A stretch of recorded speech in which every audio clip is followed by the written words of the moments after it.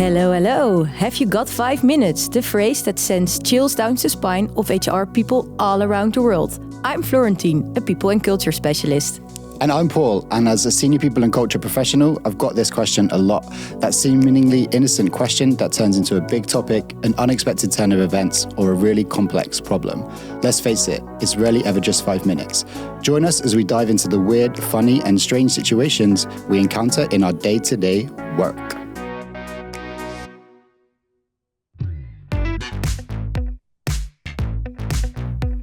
And welcome to a new episode. This week we will talk about diversity and inclusion. And Paul, for this episode, I see you brought a guest. Yes, I did. I brought my friend AJ. So AJ and I used to be co-workers together. We used to work together at a company called Fourth Line, which I guess he can tell you more about. I brought AJ in on this topic because I think he knows a little bit about it, let's say. But maybe just to kick off, like AJ, did you want to introduce yourself, tell us about yourself and a bit about your background? Yes, hi. I'm AJ, or in Dutch, Arjan. I am currently working at HEMA, the Dutch iconic retailer, as a corporate recruiter. And like Paul said, I worked before at Fourth Line, also as a recruiter. And before that, I've worked with 2 other startups, HelloFresh and Gorillas. So I think I know a little bit of recruitment and also tapping into the diversity and inclusion topic. Nice. So the reason I wanted to bring you in, AJ, is because on your LinkedIn profile, for example, it says you're a DEIB advocate. Yeah, I wanted to understand a little bit more about why you position yourself like that. Can you share a bit more about that? Yeah, absolutely. And I think maybe before I start answering that question, I do want to emphasize like everything I'm saying, it's like from a personal experience, right? So I'm not speaking on behalf of everything except for on behalf of my own. Yeah, indeed, it's correct. On my LinkedIn, I position myself as a DEIB advocate. And I think what I mean by that is that I always try to bring the topic in every conversation, right? So I'm in recruitment, so I hire people for a living. And I think it's important to constantly have those conversations with, for example, hiring managers, with the business, because clearly there is an issue going on. And I think we should actively try to combat that issue and always bring this topic into the conversation. So that doesn't mean that I'm full-time working, for example, as a D&I specialist or something. However, always bringing the topic to the table and always challenging people when I need to. And why do you think D&I or inclusion is important to address this in companies? How long was this episode again? So I think it's important from several perspectives, right? Mm-hmm. So first and foremost, from a human perspective, we're humans, and I tend to think humans are equal regardless of who you are, how you look, where you're from, right? Yeah. So that's reason number one why I think it's important. We all know about the research that's been done by big consultancy companies where it's shown that if you have diverse teams, they're more creative, they're more productive. So that is another part why I think it's important. And number 3, learning perspective. I think it's very important to work with different kinds of people. So you tend to learn from other people's perspective, right? I might have a different perspective than you, Paul, and my coworker, whoever they are, might have a different perspective. And if you put all those different perspectives to the table, you get to a higher level of work, in my opinion, and in my experience as well. So those are, Yeah, I think we talk about that a lot, and I think it's a known fact, right, that diversity leads to innovation because we're bringing in lots of different viewpoints. So I think we can dive into that a bit later. But one thing I'm interested to understand, because I noticed, Flo, you just said D&I, and we say D&I like diversity and inclusion. Sometimes we say DEI to include the equity topic. Sometimes we say DEIB. Do you think it's always important to say all 4 of the letters, or just D&I or DEI? So on my LinkedIn, to refer back to that, I say DEIB. Why do I think that's important? I think it's because it's an inclusive term to use, right? So diversity doesn't exist without inclusion, right? So, for example, I can hire a very diverse workforce, but if I don't work on the inclusion, belonging, and equity part, it doesn't make any sense. Then it's it doesn't make sense, right? So I feel like if you say diversity, equity, inclusion, and belonging, it's kind of grasping the entire aspect of it instead of only D&I, because being inclusive, it doesn't stop there. It needs to go further to the belonging part, because you can be an inclusive company. That doesn't mean that I necessarily feel belonged in that specific workforce, right? Yeah. And from your perspective, can you maybe define what for you inclusion mean in a workplace? Like, what is for you an inclusive workplace? Oh, that is a good one. An inclusive workplace for me is a workplace where everyone that is currently in that workplace has equal chances, opportunities, and feels included as well. And that also taps in, obviously, into the belonging aspect. But to keep it with inclusion, I think that's really important. So that goes from a policy guideline process perspective to, for example, the pay gap, to, for example, having ERGs on different minority or press groups in the company. And most importantly, that every voice is heard. Yeah. Obviously, there's a lot more to it. But yeah, kind of as a summary, that would be it. Yeah. So you mentioned ERGs there, employee resource group, and then let's say in the bigger companies, we see employee resource groups for the LGBTQ plus community, for people of color, for people of Asian descent in the company, or Indian descent, for example. Yeah. But then what I noticed a lot is we are always putting people in boxes, right? But actually, when you look at it, everyone is in some kind of box. So even me, okay, fine, like I'm white, middle class, cisgendered male, right? But I'm still in some kind of box. So then I wonder, do we really need to have all these separate groups? Because essentially inclusivity is about including everyone, right? And also, when we talk about belonging, we want everyone to feel a sense of belonging. Yeah. So yeah, I just wondered what you thought about that. Yeah. Yes, we do need those groups. And I'm going to explain you why. In order to feel belonged, let's put it like that, people need to have a safe place, right? In the workplace, at home, you always, as a human being, need a place to feel safe. And the reason why employee resource groups, or ERGs, work is they create a safe place for people that are part of one or multiple minority groups within the company, right? I don't think it's an exclusionary point of view to have those ERGs, because if you have employees that feel safe in that specific employee resource group, you can also invite allies, for example. So if I take an example of an LGBTQI queer ERG, right, it's open to everyone. And it creates a sense of belonging, and it creates a sense of inclusion, because it also shows to people coming into the company, hey, they thought about this, there's employee initiatives. I have a place where I can go to feel safe, because those are people that go to the same experience as you. Yeah. And for people that are maybe Black or from Indian descent, as to use as an example, they go to those groups because they have people that go through a similar experience.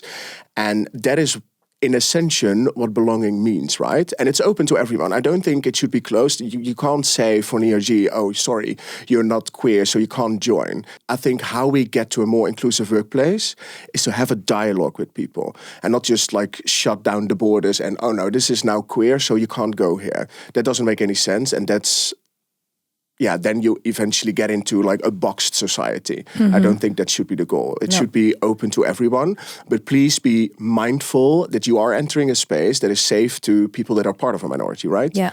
Then I have actually a follow-up question for this, because of course we work a lot for start and skill ups, and when they start a company, they have a friend and they hire another friend, and at some point they have a group of 20 people that are all kind of similar.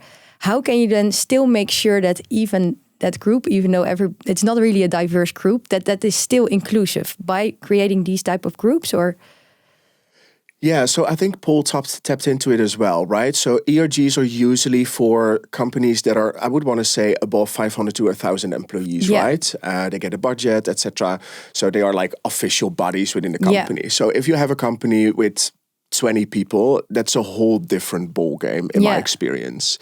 So how you can make sure that is inclusive, it always starts with top management. So if, for example, C-level or senior management teams are not really tapping into the topic, or they just don't care about it, it's very hard to create an inclusive culture, right? Because you have people that all look the same or are the same, but there's no change going on. I always give this example, like if you toss in €1 into a vending machine and it only sells Coke Zero and Coke, if you don't toss in something different, nothing different is going to come out. No. So how you make sure this group of people in your example is going to be more inclusive is by having that senior management team thinking about a mission statement or a vision on diversity and inclusion and push it down. And that sounds maybe enforced, but if you don't do that, this group of people, those 20 people, are going to grow to 50 people and then 100 people, and they all look the same, and 80% is probably white, right? Because we see it left and right,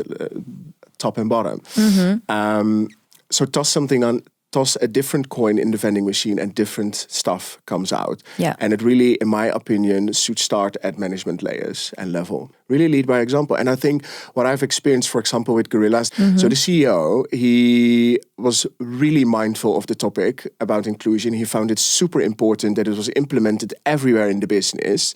And you could definitely see the change around that. The company was 1.5 years old. We had functioning ERGs. Wow. We had a super inclusive and diverse workforce. Was there work to be done? Absolutely. But I could see the difference of a CEO that was really passionate about the topic and found it important, and he thought it needed to be done, compared to other companies where I've worked, where the CEO was maybe less involved, for example. And you definitely see the difference. Yeah, definitely.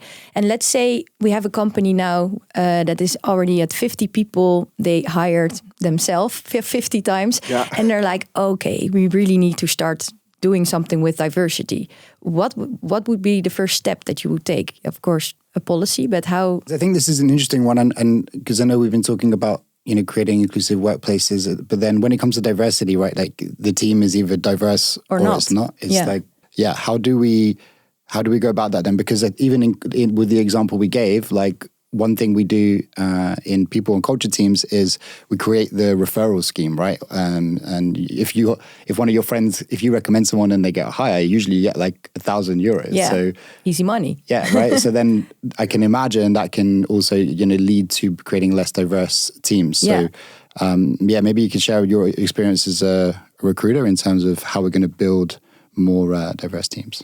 Yeah, absolutely. So I always try to be very cautious about referral schemes, because that's actually playing into what you mentioned before. Like that's how you get a group of 20 people that all look the same or are the same. So from my perspective, building diverse team, let's start with, it's not an easy task, right? Diversity and inclusion is not only an HR topic. I think we tend to see it that way. Oh, it's about people, let's put it in the HR box, right? I think when it's too late, start with having a conversation with the management team. Why are we going to work on it now? Yeah. Why do you find it important? I have heard a lot of times, indeed, oh, it's a trend, we should do something with it. I don't think those are the right reasons to start with it, right? So start with having a conversation with senior management. Like I said before, lead by example. Then think about or analyze, how do people come into the workplace, right?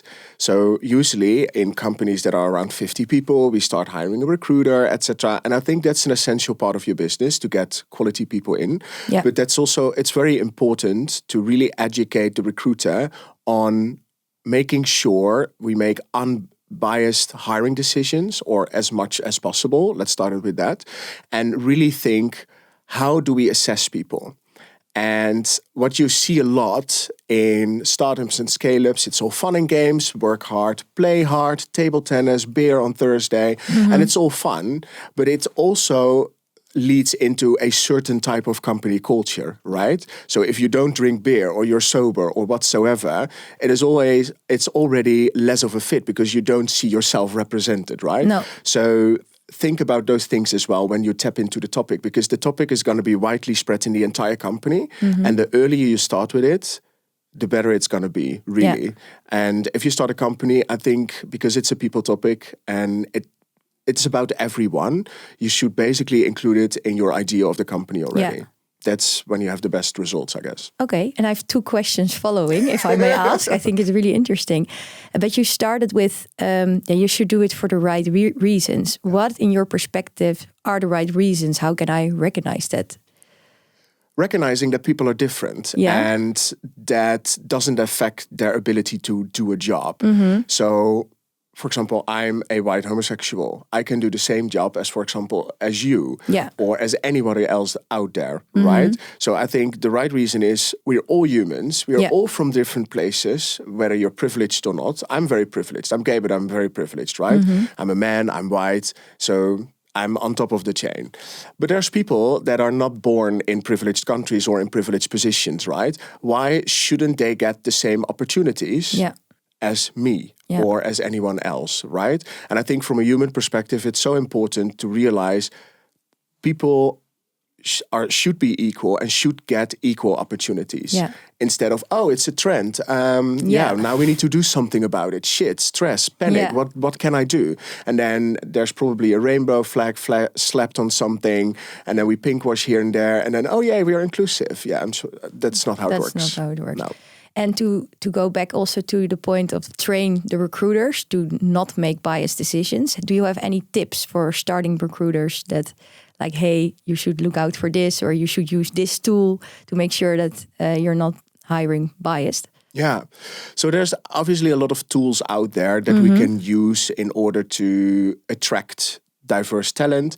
So it's about selection, it's about sourcing, it's about the actual assessment in the recruitment process and after that, right? So if we talk about the recruitment process, it already starts in the beginning. With, for example, the intake with the hiring manager, making the hiring manager aware, like, hey, this is how we do recruitment. This is how we make unbiased decisions in a recruitment process, right?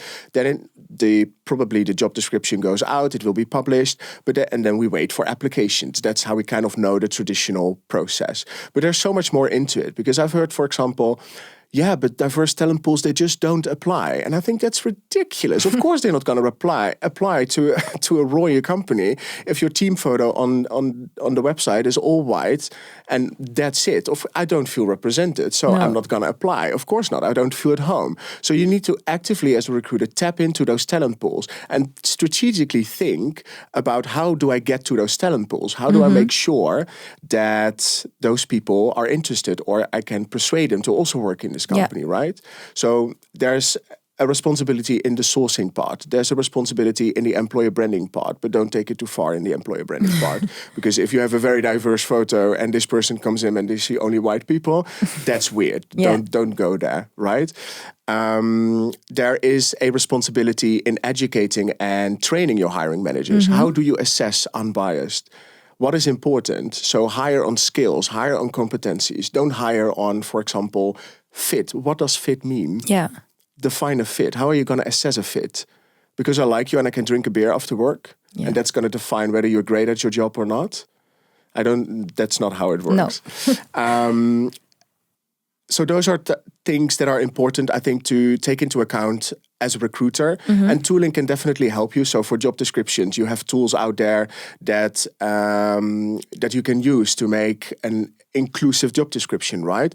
I mean, we all work with ChatGPT. ChatGPT can be a great tool for you to rewrite job description, makes them more inclusive, etc. But there's also ATSs out there that can really help you in building a inclusive recruitment process and an unbiased recruitment process, working with scorecards, making sure that your recruitment process for every candidate is the same. Ask the same questions. Think about structured hiring. What does that mean? How does it work? And yes, that's a lot of work to implement it all at once, and especially if you are a small company. But it's going to help you in the long run, right? Because in the end, companies make money and they want the best people and they want them to stay as long as possible, right? Ideally. So I have a question. So let's say the leadership are on board with the diversity piece. And then what I hear people say is, I want to make a diverse hire, right? So what do you think about things like like positive discrimination, for example. So it could be that you have, one gender overrepresented in the team. Happens a lot in HR, right? For example, HR, is a very female-dominated environment. So this is what I mean. Like, it helps me out sometimes because then companies want to talk to me more because they're like, well, actually, we wouldn't mind having a guy in the people team. So what do you think about that, about positive discrimination? Yeah, I find positive discrimination a hard topic, right? Because legally it exists, but I think from a society perspective, I find it very hard to fathom that positive discrimination exists, right? So there's many research out there that shows that, for example, Black people need to apply 3 times more for a job than, for example, white people. What you're talking about, if I understand your question correctly, is kind of enforcing diversity to get on that path, right? Right.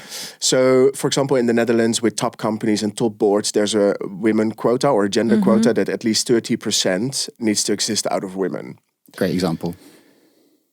So, and maybe this is an unpopular opinion, but I truly believe in quotas and KPIs with D&I. Why? Because it just doesn't naturally come to us. Look around. I mean, we struggle with even bringing in 30% of top women into boards of the biggest company in the Netherlands. If we're already struggling with that, then obviously we're going to struggle with all the other demographics when it comes down to diversity and inclusion, right? Yeah, and just one example, but I remember reading, this is a couple of years ago, I think, but there was more CEOs called Peter than female CEOs. Do you remember that? Yeah, it's in the book from Sophie van Gol. Yeah. She wrote a book about why, in Dutch, waarom vrouwen minder verdienen. En dit is de reden waarom. Sorry, Dutch. Yeah, no, but I think that's a great example. And that also kind of shows how sad it actually is, right? Yeah. But going back to the KPIs and the quotas, I truly believe in it, especially in the beginning of your journey into D&I, to kind of enforce it, right? Because you create representation and you enforce your workforce to be more diverse in the end. However, it should also be tied into inclusion and belonging. And that's what happens a lot of times is companies set, for example, a quota. We need to at least have 30% of diverse hires. And that's it. Quota done, goal reached, let's go.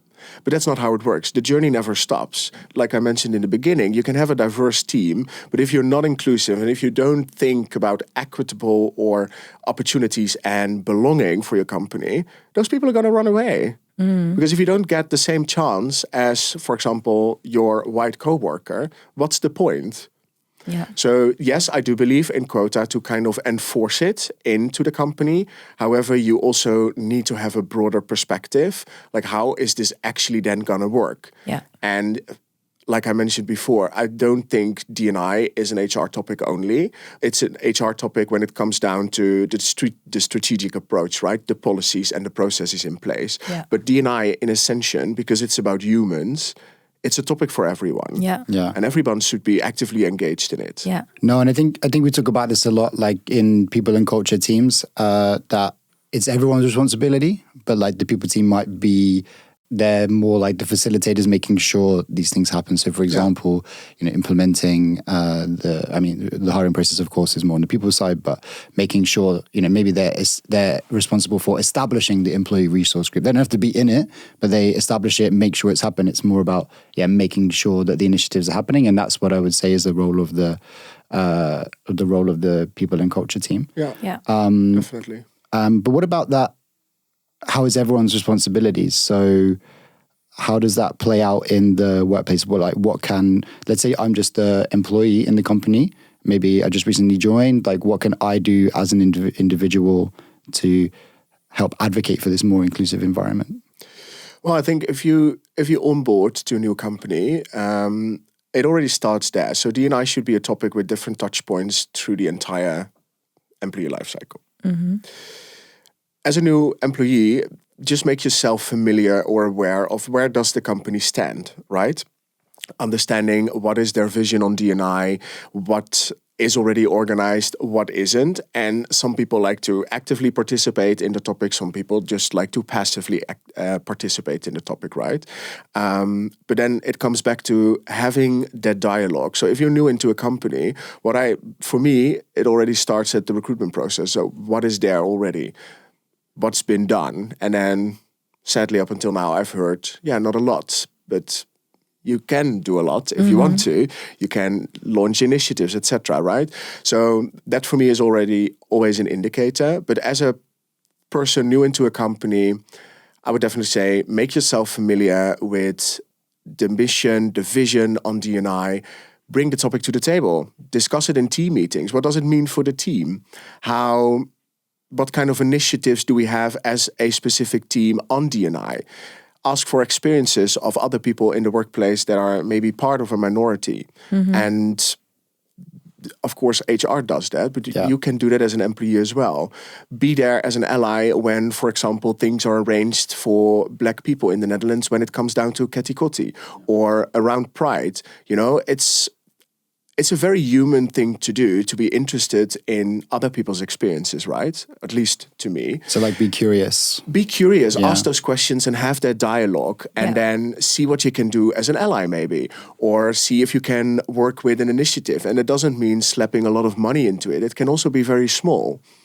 So I think that is the responsibility for, I guess, every employee that's out there that wants to, engage in the topic.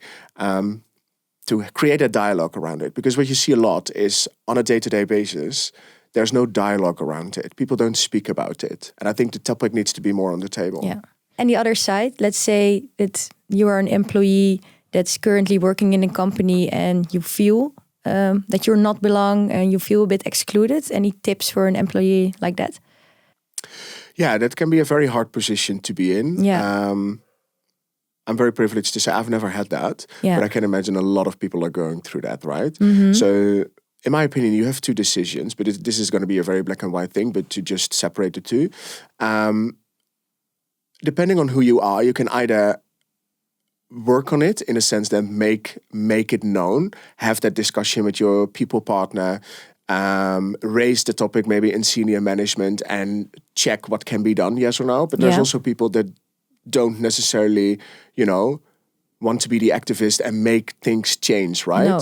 So it's not the burden of the oppressed group to do something about it. No. It's actually the burden of the non-oppressed group to do something about it. Yeah. So make the topic, raise the topic in your team meeting, raise it with your people partner, do it with the management team.